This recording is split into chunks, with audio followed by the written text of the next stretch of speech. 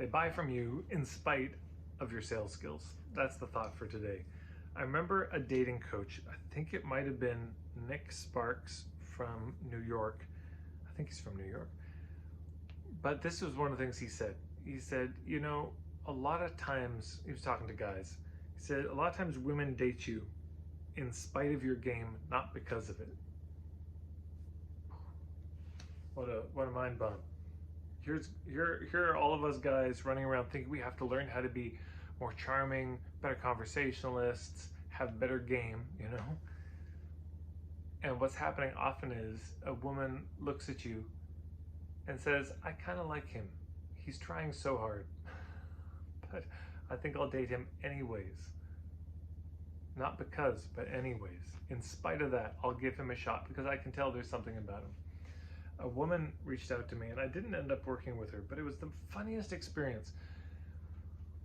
She had a pitch. She wanted to help me grow my social media following or email list. And she put me through the discovery process. And I was sitting there the whole time thinking, this is so totally transparent what she's doing. She learned this, I think, 2 months ago. It was so totally obvious, you know, well, what's your goal? And where are you now? Okay, what's in the gap? And here's how I can help you. And let's get some numbers. And so aren't you saying that this would save you this? And the numbers were a little sketchy, yeah? And kind of half-baked, and I wasn't that convinced about the numbers. And she was trying to close the deal right away. And yet I liked her. It was the strangest experience to be sitting there thinking, I really like her. I like her vibe. In spite of the fact that she's trying to sell me so hard. So what does this mean? It means that's not the primary thing, is it? How good our game is in sales, how slick we are, it's not helping. It's almost always in the way. So if that's in the way, what's the way? The way is to have a human conversation. Instead of being caught up in a pitch, we just talk to people. And instead of trying to convince people to work with us, we do our best to share our point of view and make a good case for that.